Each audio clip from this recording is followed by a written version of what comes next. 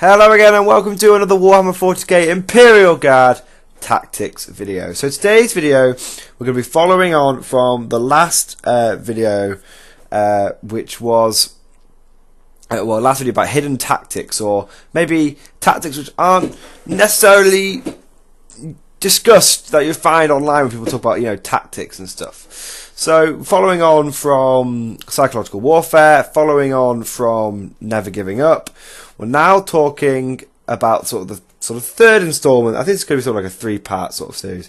The third part, which is playing to the draw.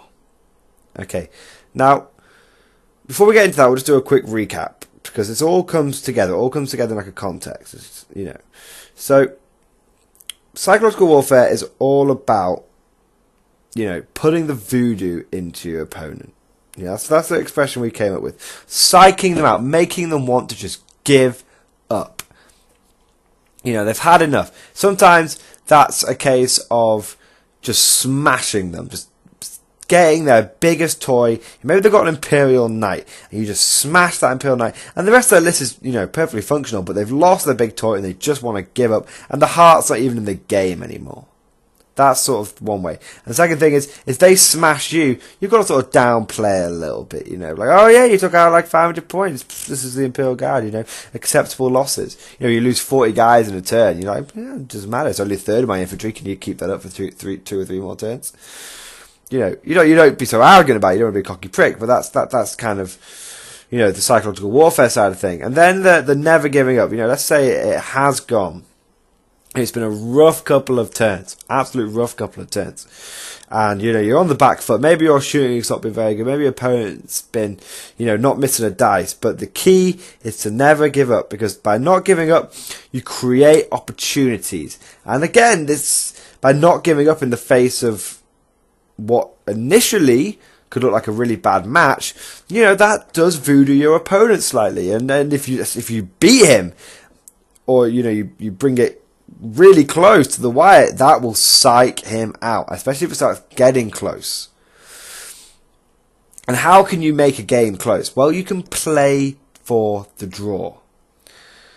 So you see how all these concepts work together, not giving up, creating opportunities, psyching your opponent out, playing for the draw, and all comes together, and it's all these fringe tactics, these real life themes, sort of ideas that will help you win games. Because whilst there's a lot of tactics we can talk about that take place on the tabletop itself, there's the more important aspect of this.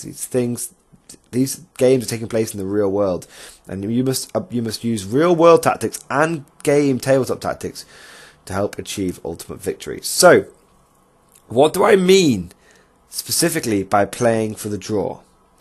I mean, don't try and win. And that's my crazy. Why wouldn't you try and win? Why? Because by trying to win, you might overstretch yourself. Imagine the scenario. The game is on a knife edge. Okay, you've managed to claw it back, and you've got an infantry squad, maybe 2 infantry squads that are on one objective. Okay, and you've got to hold this objective. This objective is key. Okay, but there's another objective that's only 18 inches away, and you think, well, if I get maybe not even that far, maybe like 12 inches away, and you think, well, with a good move and a good advance, I can get that objective, and then I'll be in the lead, and then I'll win. And it's like, well, maybe, but what turn is this? No, maybe it's only turn 3, maybe it's only turn 4, but maybe it is turn 5. But the game, the game could carry on. This is random game length. There's a 66% chance the game is going to carry on, and you're not going to win. And what is actually going to happen is you advance the squad out of cover to go and get this other objective. You're much closer to your enemy's front lines, and he gets into rapid fire range, and he just blows your squad away. Blows the squad away. And then suddenly, you're not winning, and you're barely holding your current objective, and then he blasts another unit into your unit that's holding your objective, and you lose it. Or maybe he assaults you and he assaults you off the objective and you lose it. What was your mistake? You got greedy. Now that's not saying you don't, that's not saying play for the draw every time. What I'm saying here is if the game is on a knife edge, or if it's looking like you're going to lose, if you're way in the lead, then go for the win, obviously. If you're winning, go for the win. What I'm talking about is if you're losing, play for the draw. Because it is very, very difficult to stop someone from getting a draw. If someone puts 110% every iota of their being into going for the draw, 99% of the time, they'll get the draw. You want an example of this? You want a really good example of this? On this channel, Deathwatch versus Black Templars. Okay, Deathwatch versus Black Templars. Deathwatch were looking like they were going to lose turn 3 onwards. They had been smashed. My opponent, I was playing Black Templars. My opponent, Deathwatch player, went for the draw. He put everything he could into going for the draw. And at one point, it looked like he was actually going to win the game. And I had to do everything I could do to make sure it only remained a draw. My opponent, if he'd overstretched himself, if he'd played a bit more, if you go and watch the battle port, if he played a bit more recklessly with this kill team that was in cover at the back, if he played a bit more if he'd just start storming out, I'm going to take some objectives. Instead, he played it cool, he played it for the draw, he knew which objectives he had to take, and then I had to try and make sure that it, I had to make sure that it went for the draw as well, because it looked like I was going to lose. So at one point, both sides, you see in that game, he went for the draw, and then he almost, by doing that 100%, he almost created opportunities that made him go for could have made him win, and then I played 100% for the draw, and the game became a draw.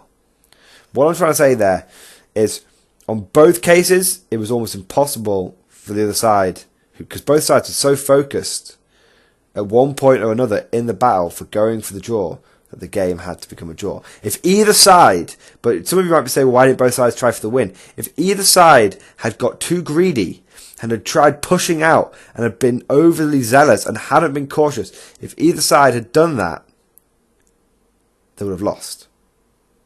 So you see how this whole concept of going for the draw is really, really important.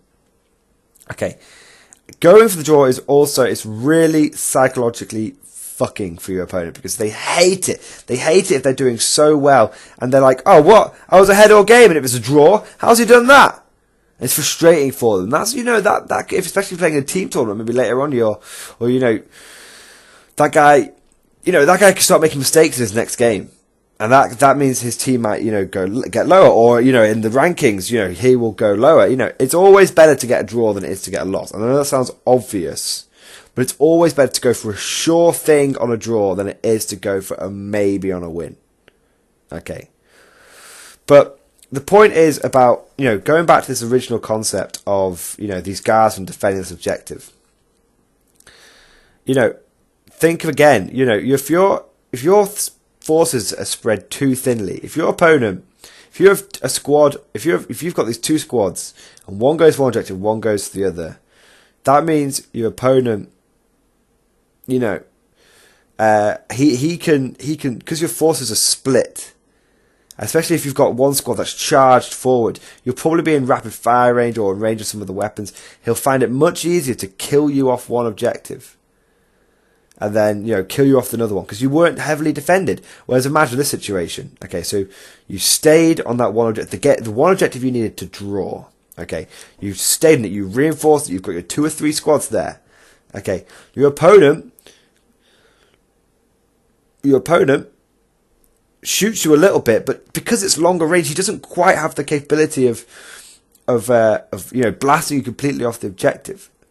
And then, maybe he sends some assault units in to clear you off, and maybe he kills one squad, but you've got another squad of infantry there. And if it's assault unit, normally assault units, they're elite choices. So you've got OBSEC doubling down on that objective.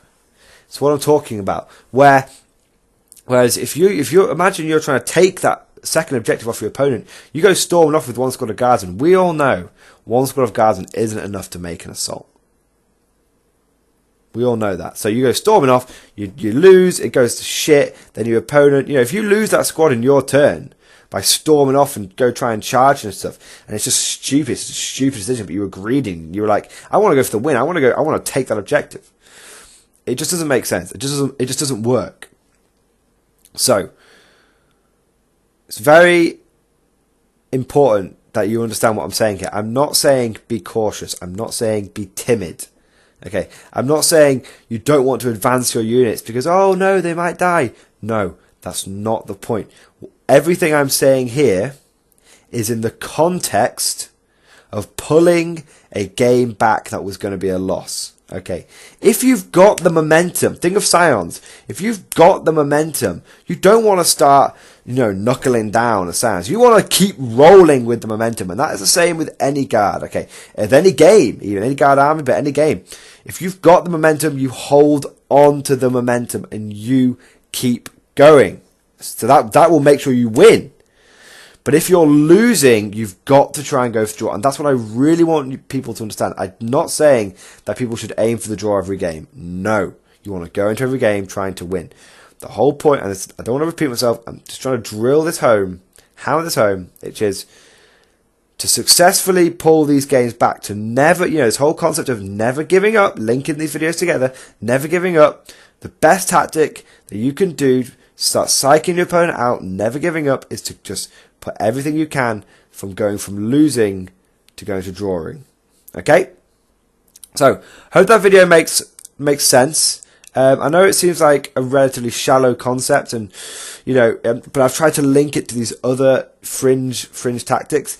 But the point I'm trying to hammer home is never give up, because you will create opportunities in the game, and you can use those opportunities to get a draw. And in a competitive scenario, there is no excuse for giving up. There's no excuse for trying to get the best result. And someone made a really good comment last video,